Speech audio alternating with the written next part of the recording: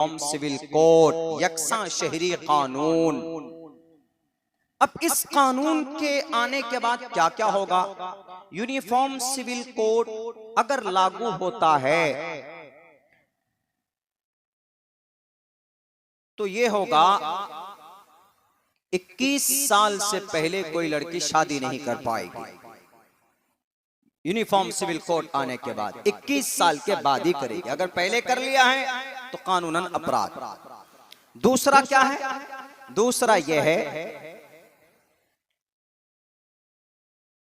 कि मियां बीवी के हुकूक तलाक में बराबर हो जाएंगे। हस्बैंड वाइफ सबको अधिकार होगा तलाक का, बराबर का अधिकार होगा। शौहर है वो तलाक दे सकता है बीवी को, तो फिर अब इस कानून के आने के बाद बीवी भी तलाक दे सकती है, ले सकती है, दे सकती है, दोनों को बराबर। तीसरा काम क्या होगा?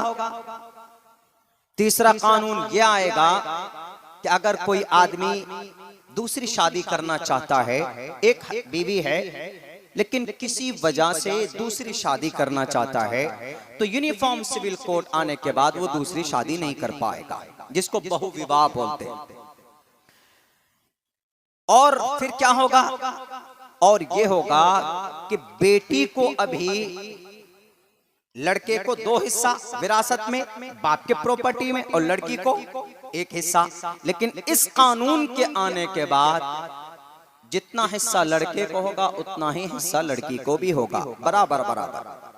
यानी 1 रुपए लड़के को मिलता है तो लड़की को भी 1 रुपए। अभी हमारे यहाँ क्या है, 1 रुपए लड़का को तो लड़की को 50 पैसे ऐसे दिया जाता है। लेकिन नहीं, यूनिफॉर्म सिविल कोड आने के बाद बराबर सराबर। और उसके बाद फिर क्या काम होगा?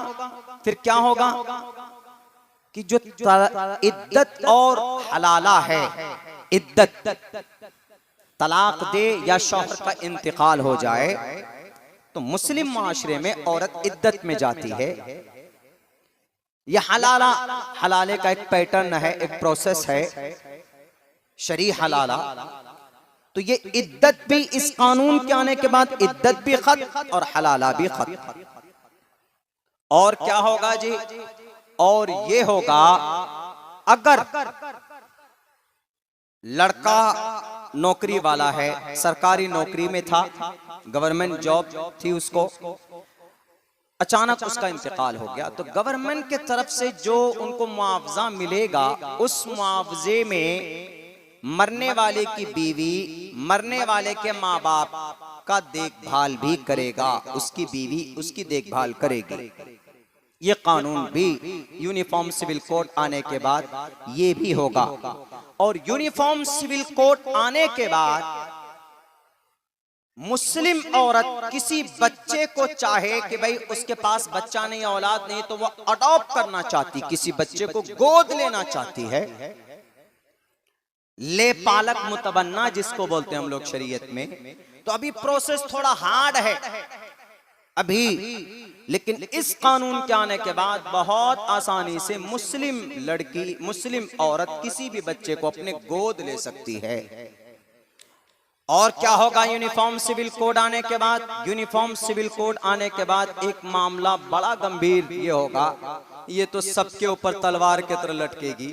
अगर किसी की बीवी का इंतकाल हो जाता, चाहे हिंदू हो कि मुस्लिम हो, मैं हूं, मेरी बीवी का इंतकाल हो गया, मेरी बीवी के माँ बाप अगर जिंदा है, उनके वालिदैन अगर हयात से है, मेरी बीवी का,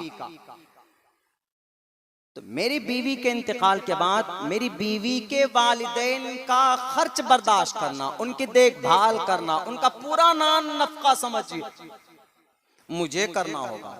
यहाँ अपने अम्मी अब्बा का तो होता नहीं है, फिर दूसरे के बारे में सोच रहे, मोदी जी ला कर देना चाहते।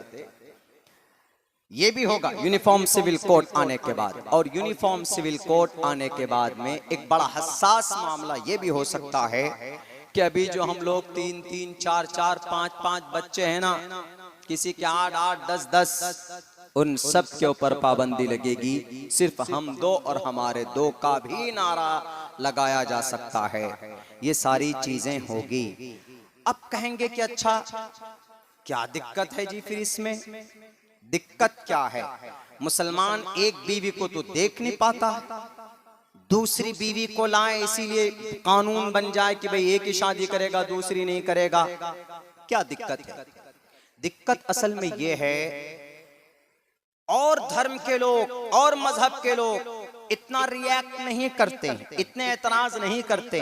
बाज लोग कहते हैं मौलाना लोग ही क्यों सबसे ज्यादा तकरीरें इस पे हो रही है, क्यों मुसलमान लोग चीख चीख कर अपना गला फाड़ रहे हैं कि हम यूनिफॉर्म सिविल कोड को नहीं मानेंगे। तलाक का मामला, तलाक का अधिकार इस्लाम में किसको? मुसलमान मर्द को। विरासत में